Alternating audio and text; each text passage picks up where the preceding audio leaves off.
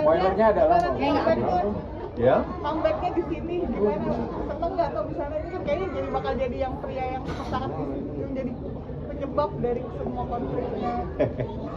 ya senang pastinya saya bisa ikutan di film ini, bisa gabung sama didirect sama Steady dan bisa kembali lagi pulang ke rumah ke Star Vision gitu. Very happy. Apalagi ketemu sama aktor-aktor ganteng ini ya. waduh. Gitu. Terus tadi komentarnya ngajakin Mas Teddy main sinetron, kayaknya lebih suka sinetron atau gimana nih Mas Anjas? Sebenarnya kalau saya sih sinetron atau film itu sama, yang beda hanya medianya. Hah?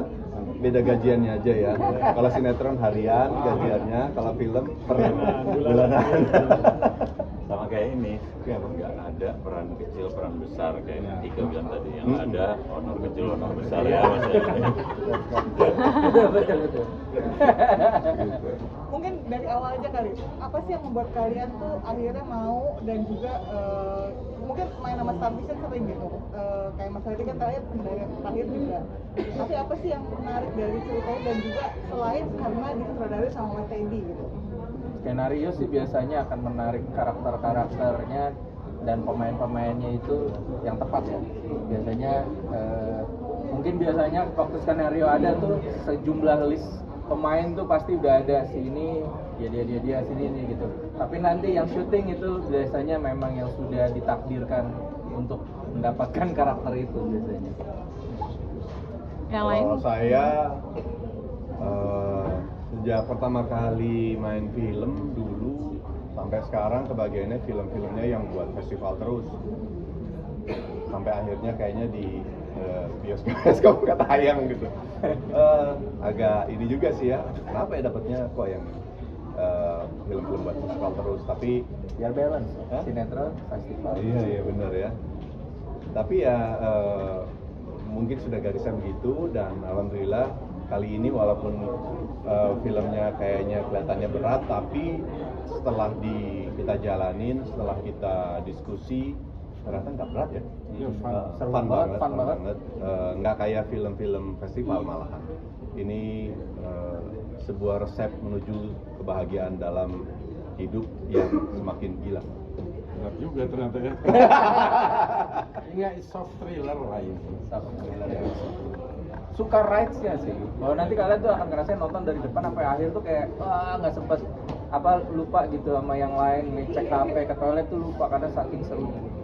Sama gini, oh iya, gue kayak gini nih. Nah iya, relatable-nya ya sama karakter. Sampai kita bingung benar salah halal haram itu tipis, udah tipis banget. Six seven lah kalau anak sih. Dan jadi tinggal dipilih yang mana yang paling tepat dengan Bahagia. gitu. Pilih kebahagiaan masing-masing. Ini kan sebagai bapak-bapak nih, kayak apa sih level dopamin kalian sama, maksudnya apakah juga gimana cara membahagiakan istri? Jadi kan di sini kan dibilangnya bahagia dalam level yang tertinggi gitu. Kalian kan sudah mempunyai Mas Totos, gimana level bahagia tertinggi Mas Totos? Kepada istri ya. Berarti kepada istri ya. Iya. Istri Anda Pak, istri Anda. Iya lah maksudnya. Iya. Semakin banyak tanda tangan, semakin dia bahagia. Iya dong. Ya. Ada yang ditandatanganin istri bahagia ya. Jadi mau melanjutkan itu, hidup bukan tantangan. Wih, Hidup adalah tanda ada tangan. Iya, benar. Tapi kalian sulit nggak sih kayak pada saat dihadapi dengan dilema apalagi keuangan gitu ya, apakah juga sempat pernah menggoyahkan juga gitu loh untuk menciptakan si level tertinggi bahagia itu? Karena kalau udah nggak ada duit kan susah ya, karena saya lihat juga di poster ini kan semuanya pasti ada koper uang gitu. Iya, paham sekali dia.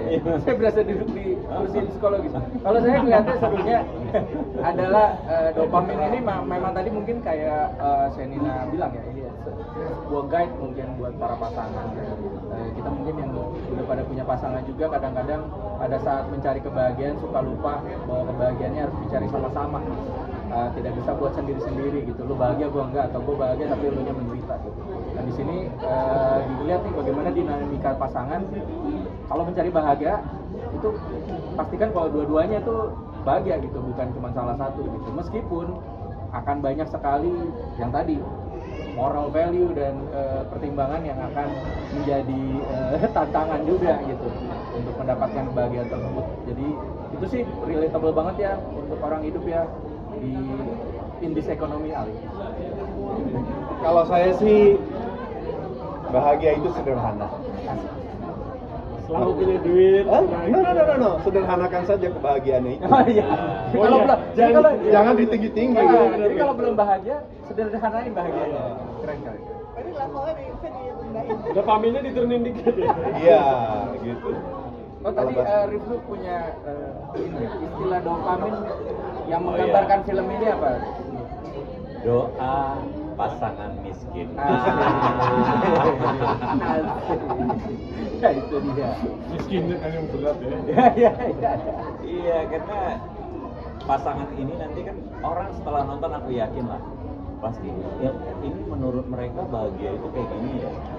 Tapi miskin kan mungkin tidak hanya karena materi saja. Iya. Miskin kebahagiaan. Materinya mungkin miskin tapi bahagianya banyak. Iya, benar. Pengalamannya banyak. Gitu.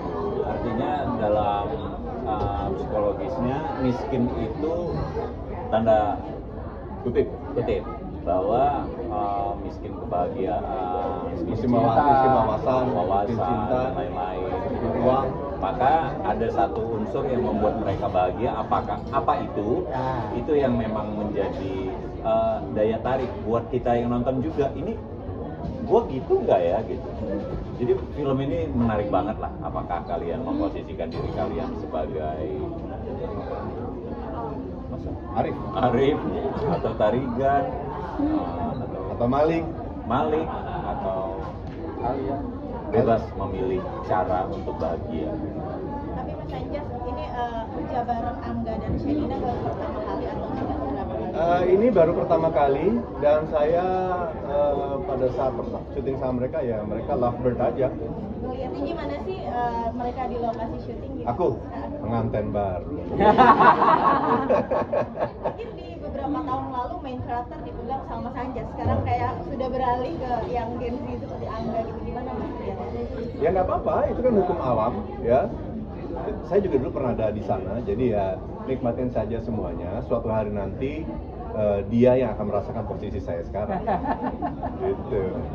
Terus dia ngomong lagi ke pemain berikutnya pengantin baru.